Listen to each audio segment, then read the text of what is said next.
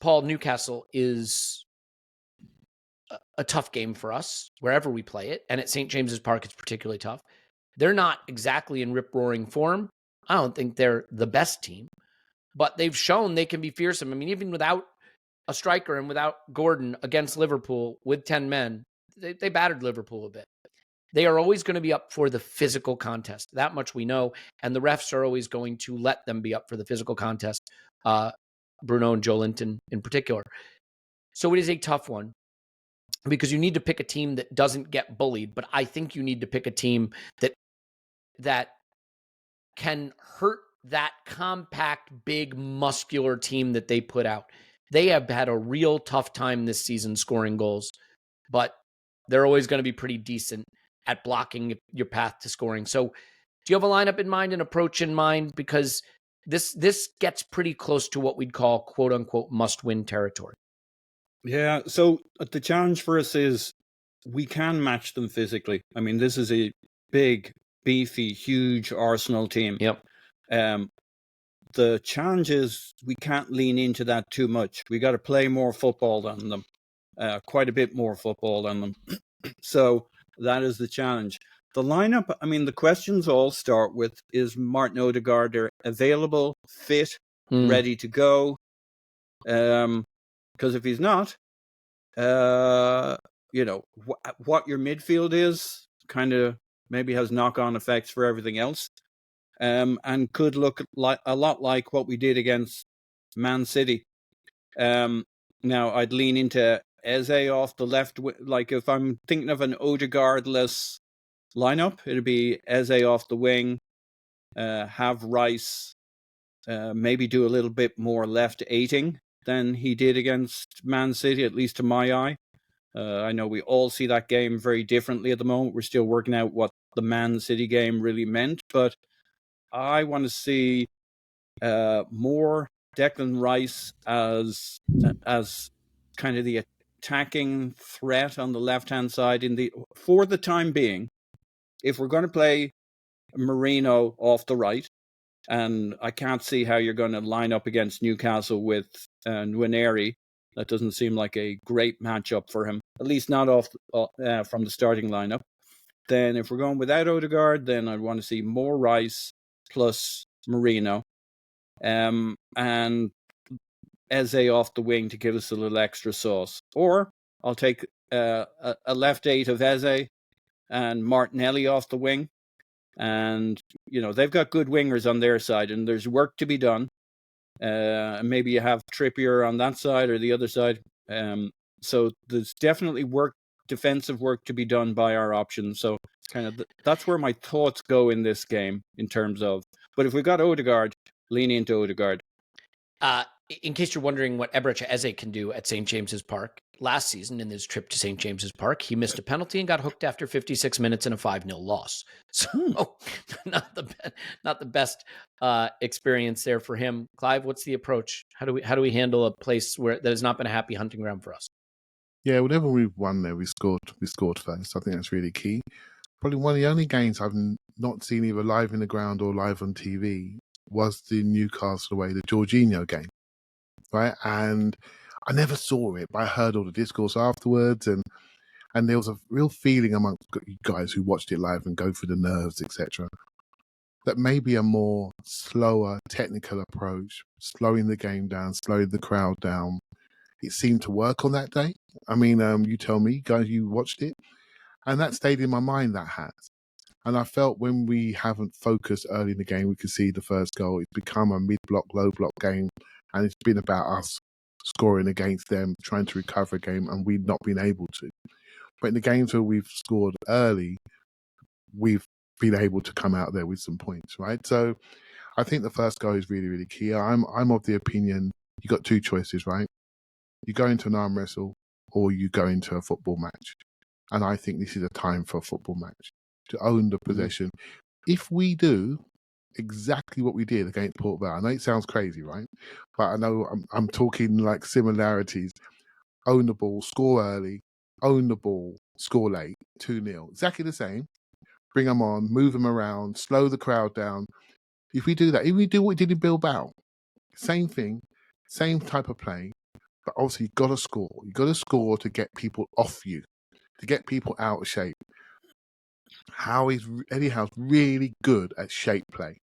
You know, he can do it, mate. He can go 5-4-1, he can go 4-5-1, and he's really aggressive. Newcastle is like his own ecosystem. They play football of the 80s and the referees get swept up in it and they can smash through people. So what's wrong with you, ref? He's still got his head on his shoulders. That can't be a yellow. It feels like that type of environment. And the referees get swept along. You've got to get 8 tackles before you get a booking. Right? So I think it's important to slow people down. This is going to be at the 4:30 Sunday time. For those people in the UK, that means plenty of drinking time before the game. Newcastle is a wonderful city, and they're going to come into that ground ready to go to turn the volume up. Us and Liverpool are the 2 most hated clubs as far as they're concerned. Okay, Sunderland as well, sorry. And they're going to bring their best game for us, their A game. The atmosphere is going to be hot. So if I'm the manager, I've got to cool it down. I've got to say to my players, this isn't a must-win. It's all about the next pass, the next touch, the execution. It's just a game of football. Take it in small chunks. Don't make it bigger than what it is. You do this every single week. You don't. Now, to us guys now, we don't want to be 8 points behind Liverpool. So it's a must-win. But we could be 2 points behind them if it doesn't go right for them on the weekend. We'll know a lot more before the game kicks off. So I think it's about being really calm, looking after the football, staying connected while offering a threat. Don't let them see you staying in areas too long, because they're going to press you, they're going to get after you, move them about, go over the top, get after it, play in the areas you want to play, but do it with purpose. So that's what I would do. Yeah. They have struggled to score goals this season. They have not been a great attacking force. They have 3 goals, I think, in the league this season. They've been held to nil 3 times. One of their goals came against Wolves that they scraped by 1-0. We know they got 2 against Liverpool. Weird game. Yeah. It is a really tricky one because you can go into this game being so concerned about their physicality that you don't play your technical players, and then you're just in a fight. And they're not going to lose a fight. You know, you may be able to fight with them, but they're not going to lose a fight. They've got giants at the back line. They've got giants in midfield. Can we win that?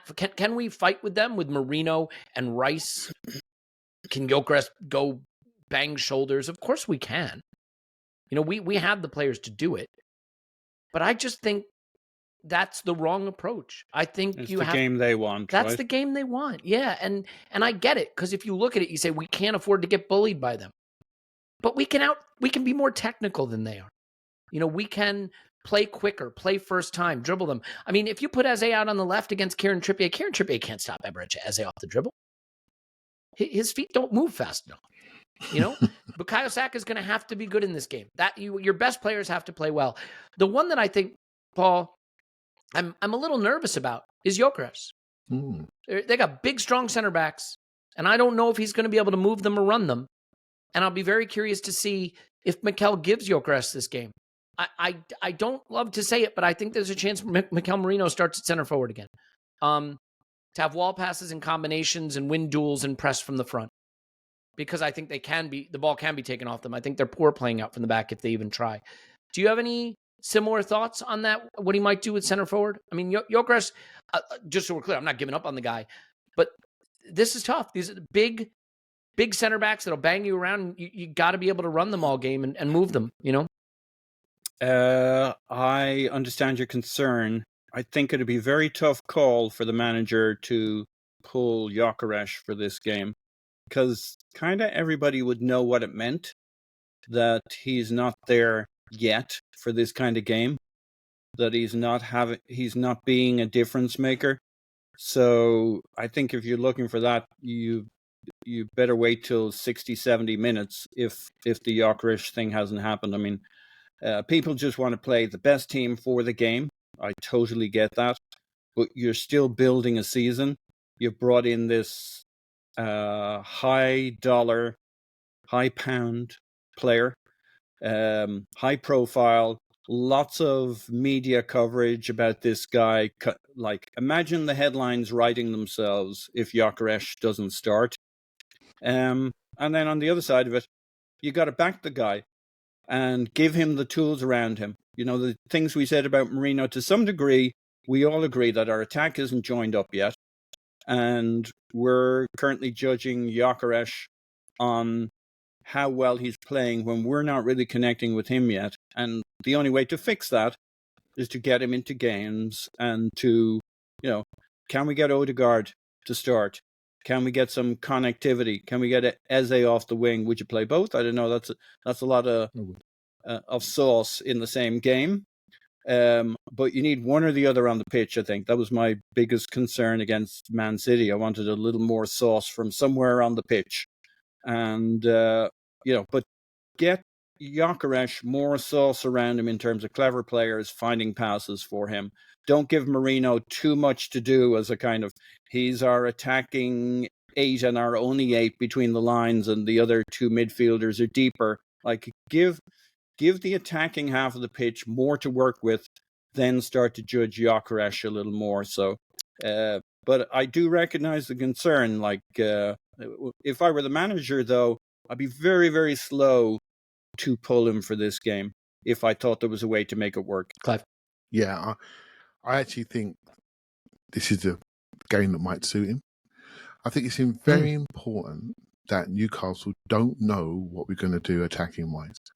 So if they know we're playing Mikel Merino, what happens there, Elliot, is they know we can't run in behind. And so they're going to squeeze up on us and they're going to compress us and make it a tear up, right?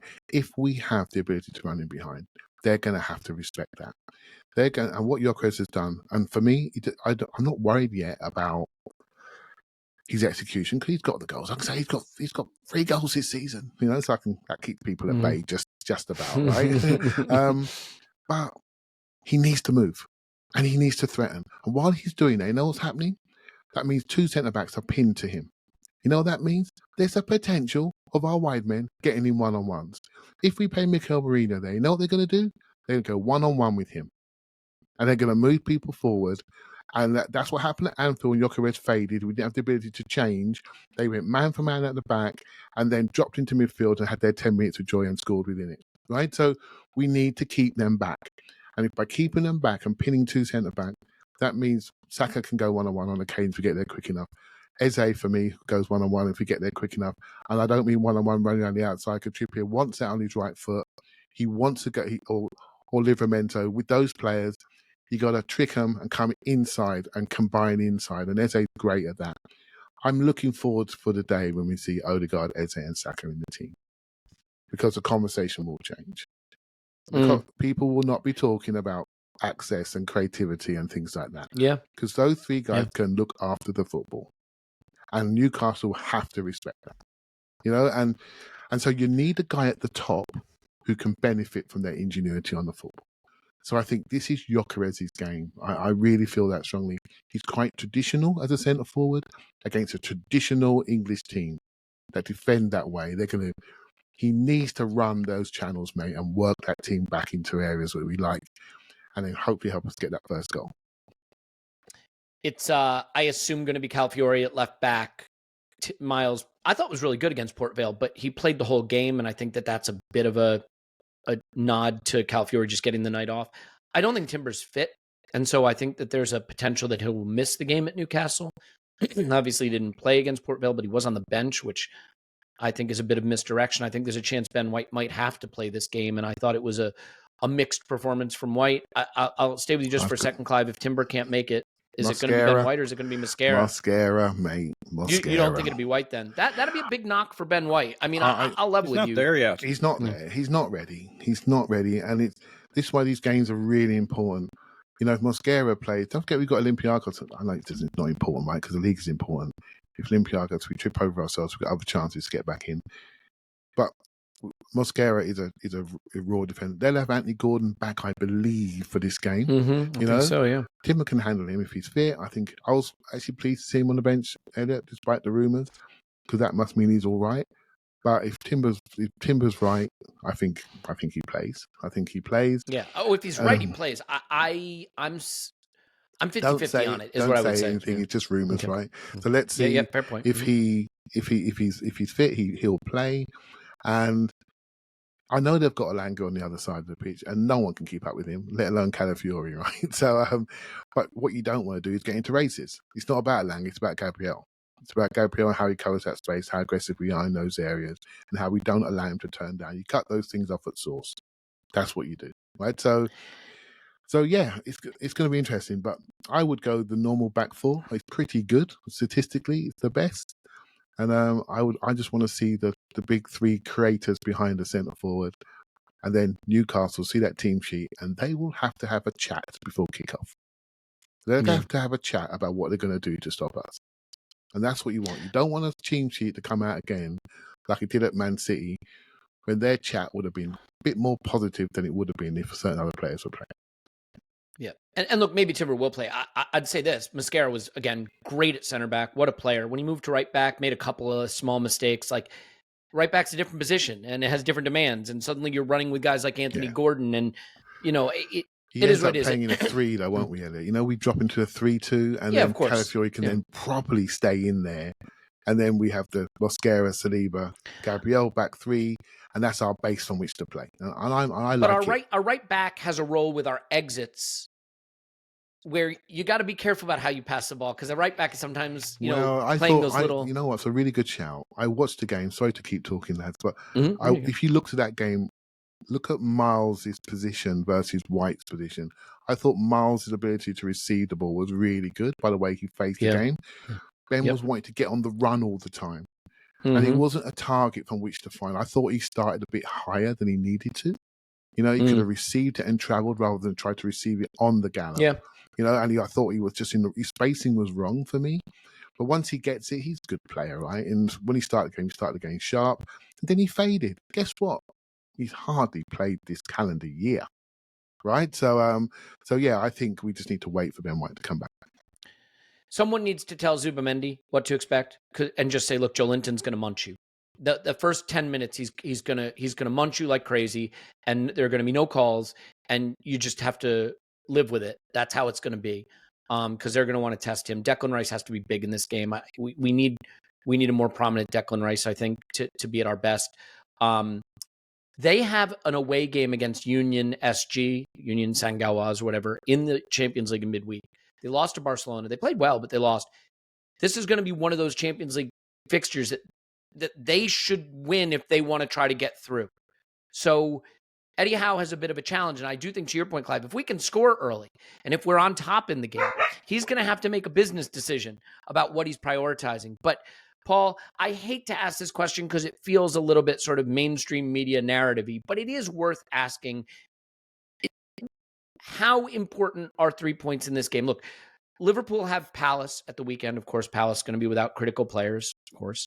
But that's just football. Liverpool did, by the way, lose their young center back Giovanni to an ACL, which is terrible to see. He's a kid, and you hate to see that.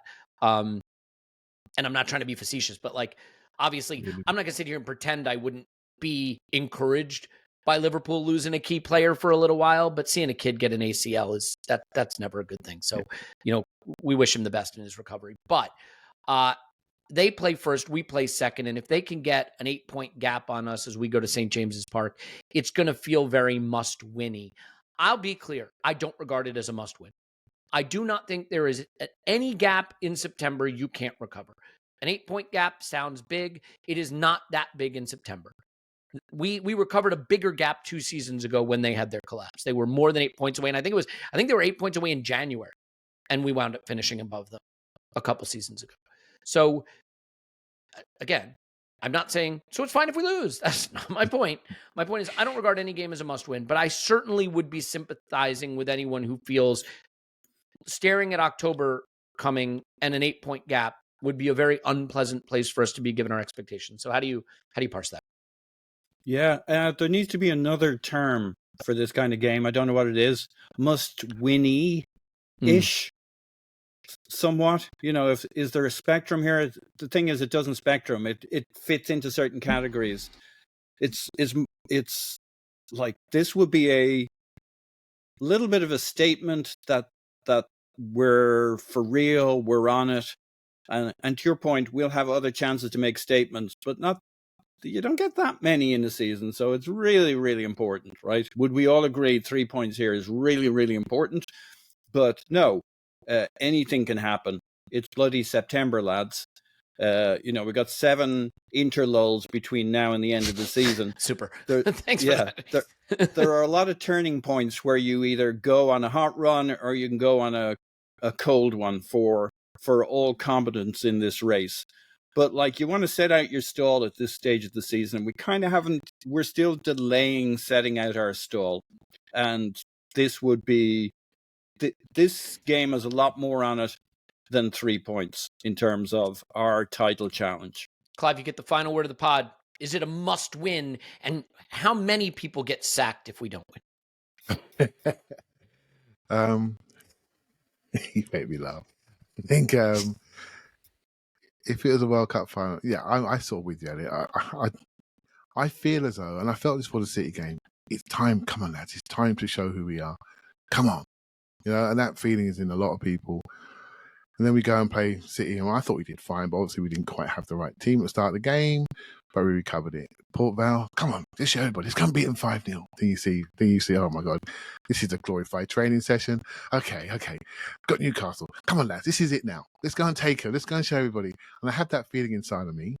I think Saturday will be interesting because obviously when Liverpool play Palace, we'll know where we are. So we come after them.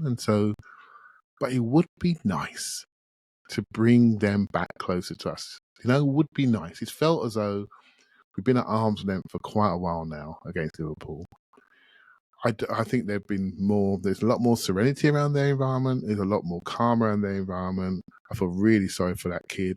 Imagine coming to a new country, just playing your first sort of game and doing that. Awful, right? Awful. So I wish him all the best. Timber. I mean, he wasn't a kid, but you just hate to see it. Awful. So I wish him all the best. So I want us to put us under pressure. So I think it's a very important game, Elliot. The light is shining on Arsenal Football Club, whether we like it or not. Doesn't matter how sanguine we are. It doesn't matter if there's 55 games to go this season. The light is shining. What do you do in that scenario? Do you react desperately, or do you stick to your process and play the game that's on offer? And that's all I want to see, because that's the same for every game. Yeah, for me, I'm so easy to read, right? I want to see us have the capacity to hurt them. You can't decide what flies in the net, right? We could create 10 big chances, miss them all.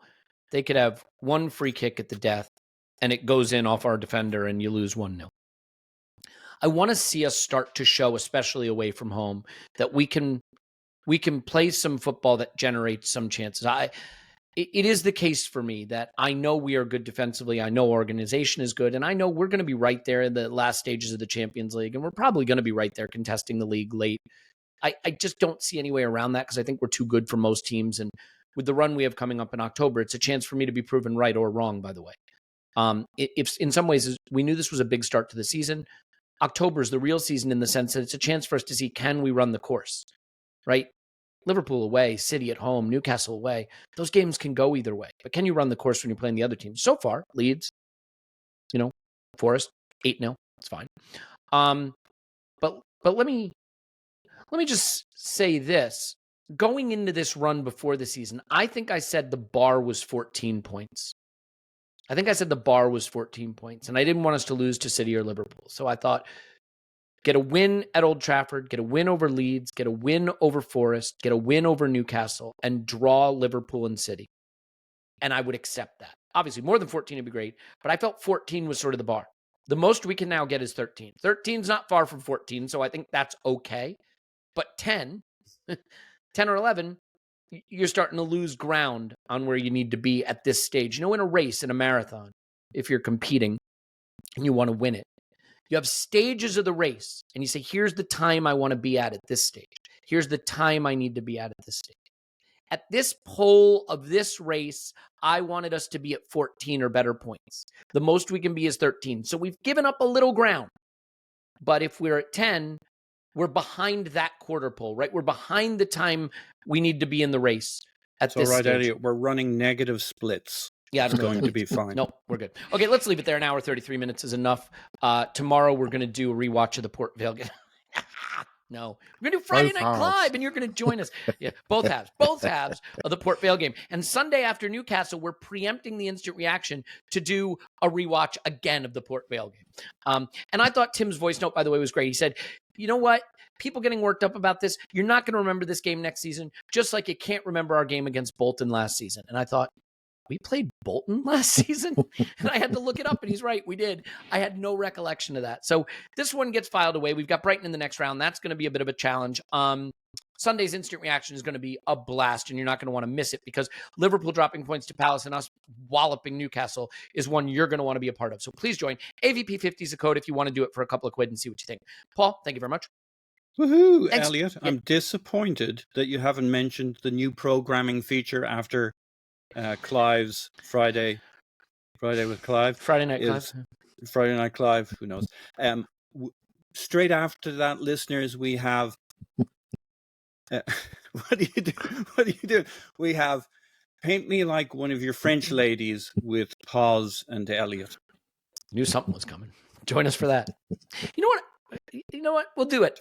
We'll just do that.